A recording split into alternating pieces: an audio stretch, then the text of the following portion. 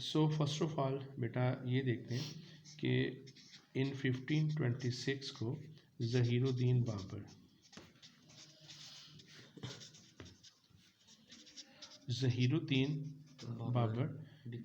हाँ जी became first Mughal emperor. ये सबसे पहला मुग़ल एम्परर बना था। इसने किसको डिफीट किया था? ही डिफीटेड इब्राहिम लोदी किस में? इन बैटल ऑफ पानीपत। अब आपने जैसे पूछा था, हाँ जी, फर्स्ट बैटल ऑफ पानीपत, ठीक है। हमारे बाबर के अंदर कुछ क्वालिटीज़ थी। बाबर के बारे में चंद एक चीज़ें मैं आपको बताता चलूँ कि बाबर जो है ही बिलोंग्स टू बेसिकली आज चंगेज़ खां की फैमिली से उसका बिलोंग किया जाता है। मंगोल असल में ही belongs to Mongol origin. Mongol ने जब इस्लाम कबूल किया then they become the Mughals. तो ये जो लोग आए थे basically they migrated from central Asia. अगर आप यहाँ से अंदाज़ा लगाएं तो सेंट्रल एशिया अगर इस साइड से था सेंट्रल एशिया, तो यहाँ से ये लोग मूव करते हुए इन्वेड करते हुए सब कॉन्टिनेंट के अंदर ये लोग इंटर हुए थे, ठीक है।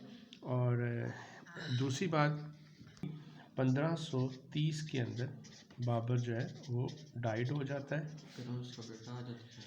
देन हिज सन हुमायूं,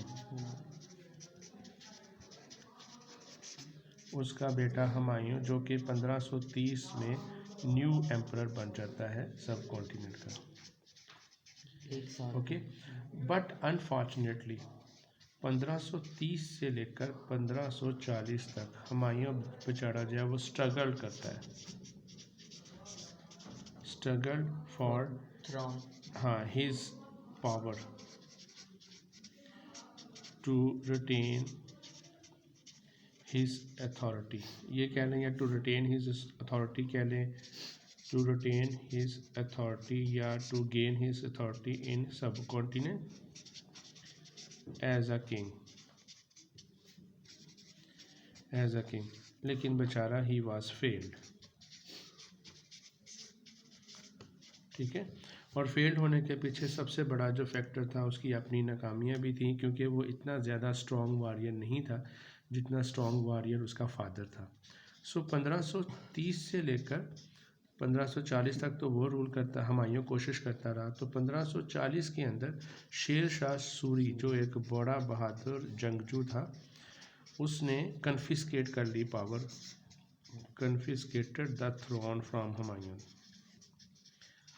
उसने हुमायूं से उसका तख्त छीन लिया, आम ज़ुबान में इसको कहते हैं। लेकिन शेर शाह सूरी बहुत ज़बरदस्त एडमिनिस्ट्रेटर है, इसके ऊपर एक सेपरेट पूरा का पूरा एक लेक्चर दिया जा सकता है। 1540 से 1545 तक शेर शाह सूरी हुकूमत करता रहा, लेकिन 1545 में शेर शाह सूरी की भी डेथ हो जाती है। तो 1545 से लेकर 1555 तक शेर शाह सूरी की जो फैमिली है वो रूल करती है। 1555 में बेटा हुमायूं जो कि अफ़गानिस्तान फ्लड हो गया था, यानी कि भाग गया था अपनी जान बचाते हुए, हुमायूं रीगेन इट्स पावर, वो दोबारा अफ़गानिस्तान से आता है और अपने तख्त को दोबारा हासिल कर लेता है। लेकिन अनफॉर्चुनेटली 1556 में हुमायूं की डेथ हो जाती है। हाँ जी, हुमायूं डाइड अपनी जो स्टेयर्स थी उसकी लाइब्रेरी में, वहाँ पे उसका पाँव फंस जाता है, फेल डाउन, वहाँ से नीचे गिरता है और ही वाज डाइड, ओके। अब 1556 से लेकर उसका फिर आगे एक बेटा आता है जिसको कहते हैं अकबर। अकबर जस्ट उस वक्त 13 साल का था जो कि हाँ जब बिकम एन एम्परर, सर जब अकबर 13 साल का था जब वो एम्परर बना तो काफ़ी लोगों ने कोशिश की होगी थ्रोन टेक ओवर करने की। हाँ जी, बिल्कुल। इसके बहुत बहादुर जो इसके मिनिस्टर थे, जंगजू थे, जो कि बाबर के दौर से इसके साथ चलते आ रहे थे, लॉयल सर्वेंट्स। लॉयल थे। उन्होंने अकबर को बादशाह बनने में बहुत ज़्यादा मदद की। इवन अकबर की जितनी भी जंगें उसने जीती उसमें वही सिपह सलार शामिल थे। सर इसे वो अकबर द ग्रेट क्यों कहते हैं? वो मैं आगे जाके बताता हूँ, वो काफ़ी लंबी इसकी हिस्ट्री है, वो मैं आगे जाके बताता हूँ। अब 13 साल की हुकूमत अकबर ने तकरीबन 50 साल तक रूल किया। रूल द सब कॉन्टिनेंट, ठीक है। और दूसरा 50 साल के साथ साथ इसने एक नया दीन इंट्रोड्यूस करवाया इलाही। जिसको कहते हैं दीन इलाही। दीन इलाही बेसिकली क्या है? प्योर इस्लाम, नहीं बेटा, ये मिक्सचर है इस्लाम का, और हिंदुज़म का, और भी Christianity। छोटे मोटे क्रिश्चियनिटी कह लें या चंद एक चीज़ें और भी थी।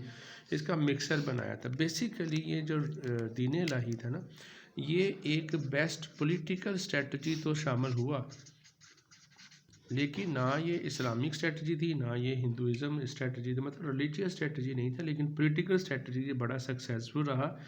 क्योंकि अकबर के दौर में बगावतें कम थीं, अकबर के दौर में जंगें कम थीं, अकबर ने अपनी एम्पायर को भी बहुत ज़्यादा फैलाया, और अकबर ने के दौर में एम्पायर जो है वो काफ़ी स्टेबिलिटी की हालत में रही। इसलिए अकबर दी ग्रेट कहा जाता है, क्योंकि इसके दौर में काफ़ी ज़्यादा सब कॉन्टिनेंट में डेवलपमेंट हुई। अकबर 50 ईयर्स का रूल करता है। दीन इलाही इसकी एक पॉलिटिकल स्ट्रेटजी थी, लेकिन अनफॉर्चुनेटली ये दीन इलाही अकबर की मौत के साथ ही दफन हो जाता है। तकरीबन 1605 में जब अकबर की डेथ होती है, तो अकबर की डेथ से कुछ अर्सा पहले ही अकबर इस दीन इलाही की स्ट्रेटजी को खुद इटसेल्फ ख़त्म कर देता है। तो कहते हैं अकबर के साथ ही अकबर का दीन भी मर गया। तो अकबर ने बाद में फिर कहते हैं तौबा भी की थी कि उसने ये स्ट्रेटजी जो है वो गलत इख्तियार की थी, क्योंकि इसके अंदर बहुत सारी ऐसे बातें थी जो कि गैर इस्लामी थी, जैसे ज़िल्ले इलाही का लफ्ज़ बादशाह के लिए इस्तेमाल करना, बादशाह को सजदा करना, और ये एक गैर इस्लामी थी। और हज़रत मुजद्दद अल-अफ़सानी ने इसके ऊपर काफ़ी ज़्यादा बादशाह के ख़िलाफ़ जो है वो कलमा हक़ बुलंद किया। 1506 से ऑनवर्ड 1616 से लेकर तकरीबन 1707 तक जो बेहतरीन मुग़ल बादशाह रहे उसमें जहांगीर था। और जहांगीर का आपको पता है, इसने ये वाहद शख्स था जिसने कमर्शियल ट्रीटी साइन की थी। हाँ जी, commercial treaty signed with British.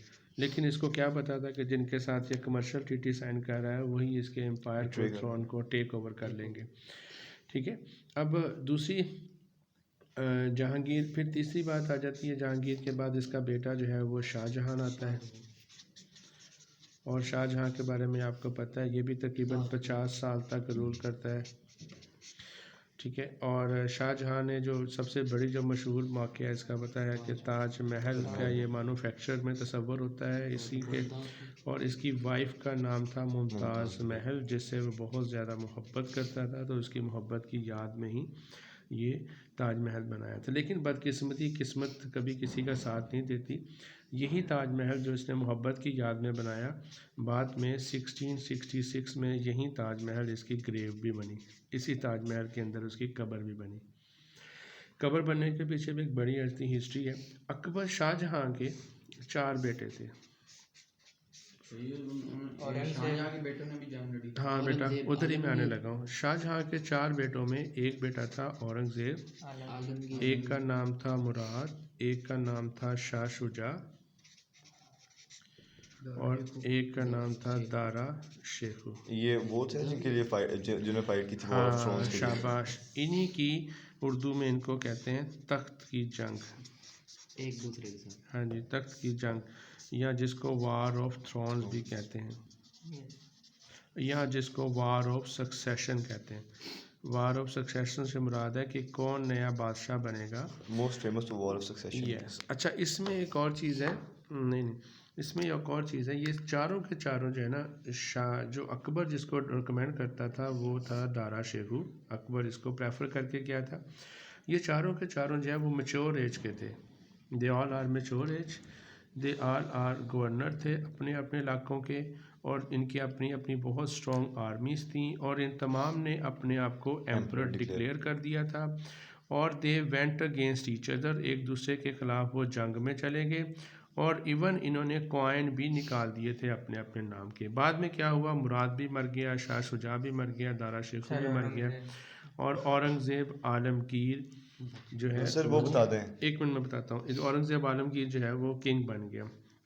अब यहाँ पर एक और चीज़ है, 1657 में शाहजहाँ जब बीमार हुआ तो उसके बाद ही इनके बेटों की आपस में लड़ाई शुरू हो गई।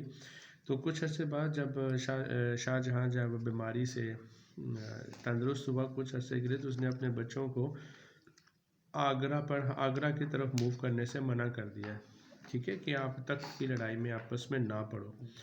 तो इसने फिर क्या किया, लेकिन 1657 में ही औरंगज़ेब आलमगीर ने अपने बाप को ये कह के निगलेक्ट कर दिया कि मेरा बाप जो है वो अब इस काबिल नहीं है कि वो रूल कर सके, इसलिए उसने 1658 को अपने बाप को जेल में डाला, और 1666 के अंदर ही उसका फादर यानी कि शाहजहाँ जो है वो जेल के अंदर ही फौत हो गया, और वही शाहजहाँ जिसने खुद ताजमहल बनाया था वही ताजमहल इसकी कब्र बन गई।